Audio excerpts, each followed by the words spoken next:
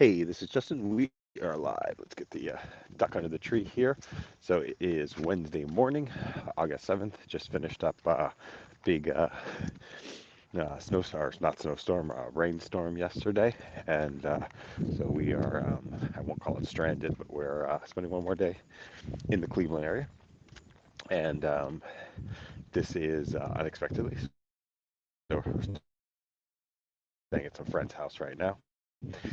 And that was it. So, walking through the neighborhood, doing some recording. I'm always conscious when I do recordings in like neighborhoods because it looks weird, for people. People think you're recording their neighborhood or doing something else. So, going to be looking around a little bit to start to create this. But today I want to talk about knowledge management.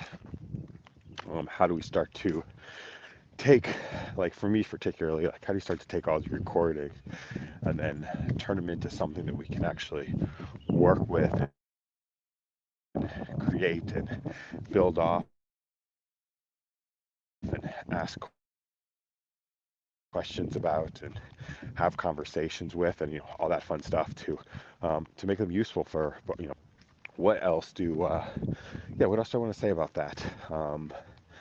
So this is right now next over the next couple of hours, and then for each one of those, we'll get some transcripts of those. We'll get some individual summaries. But how do you start turning that into like a whole knowledge system, right? Knowledge system that we can start interacting with via conversation or via chat. And then how do we actually start to share that with other people for the purposes of doing self-coaching, or for the purposes of coaching coaching other people or providing, I guess, resources to other people. So the way I'm starting to thinking about that is breaking down knowledge into the key areas of life. Probably I like the Tony Robbins flywheel of life, and breaking down our knowledge into each one of those key areas, and then starting to fill the bucket with what we know about those areas, what we think about things, and then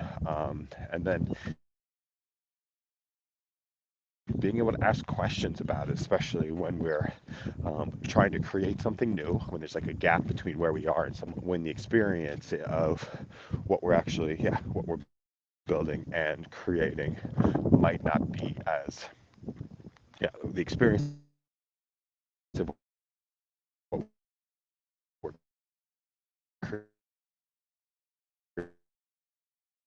creating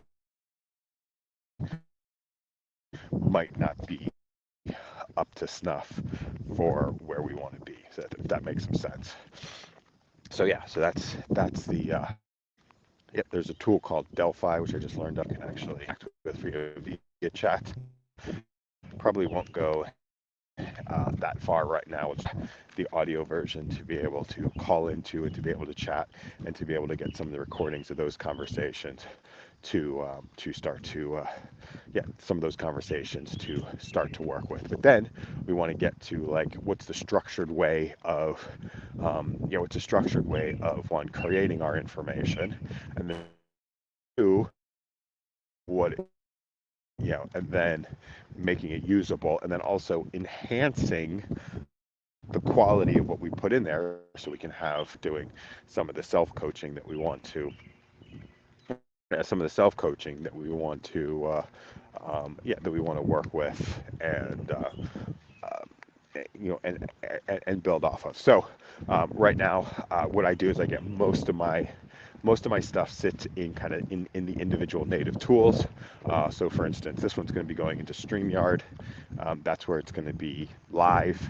I'll get a clip from StreamYard, take it to Opus Clips, which allow you to break this down into some of the individual clips, but also to be able to get some of the uh, get the transcripts from the conversation and put them into get the transcripts of the conversation and then um, put them into a structure that is yeah into a structure that's meaningful. That's meaningful, that starts to deal with the different areas of life, and then allows us to start to solve for, just, to solve for the problems that we want to actually solve for, or to create improvements around things that we want to create improvements around. And so now I'm thinking about where the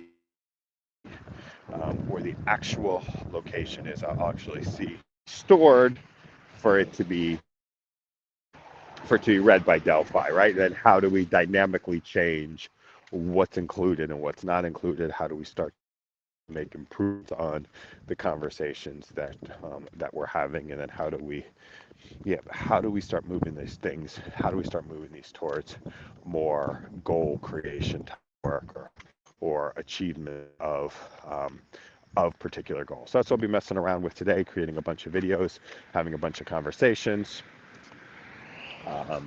building off of a lot of knowledge, or building out knowledge that we can interact with, and then we can start asking more intelligent questions to get the answers that we need to solve the problems that we need to solve, and then also to solve the problems that we want to help other people in solving later on, right? So we want to,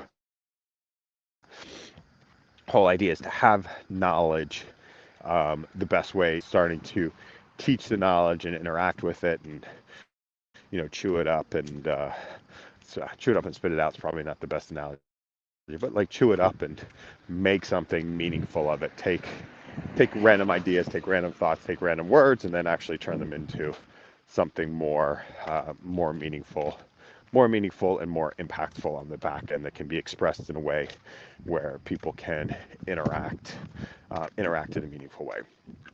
The other thing I was thinking about, I was listening to a podcast last night. It was Greg Eisenberg's podcast, and we're talking about the speed to which, it actually wasn't. It was Nat Eliason's book, the speed at which we can start to launch something. So they gave the example. So, imagine being able to launch Facebook, like having the code, and then being able to go public, like all in the same day. And the other piece of that is what, like TikTok has started to do with us. We kind of talk about the negatives of those. I was watching my son yesterday. He's like, he can go through 40 to 50 videos at a point in time. Now, what's usually getting fed to people is what others want to fed, but what others want to feed to you. But if we have some influence over the algorithm, or if we're more deliberate about what's actually getting in, we can start to consume large amounts of information, potentially quality information, very quickly. I think the easiest, like if you can't get there from the video perspective, you can get there from like audiobooks, right? Audiobooks aren't necessarily as good as sitting down and reading regular books, but I would argue if you can go on a walk and listen to an audiobook for, every single day for 30 minutes, that's going to be better than hoping you can get to sit down next to a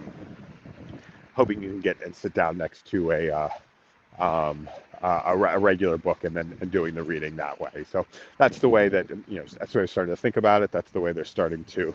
That's the way we're starting to think about it. Is like, how do you start going high volume into high volume,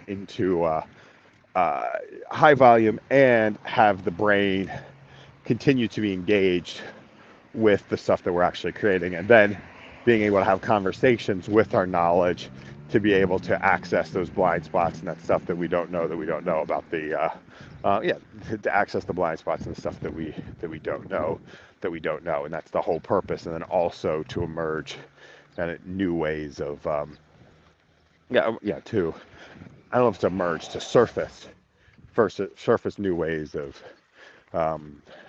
creating and building.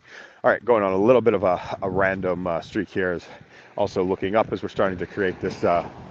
Going up as we're starting to create this video. Looking up, just making sure I'm not getting into a place where there's a decent amount of traffic. And I don't know. Let me see if there's anything else that I want to capture today. If you do want to engage or connect, please send me a direct message. If there's anything that is of interest here, yeah, please send a direct message, and love to engage in chat, and have an amazing one, and speak soon.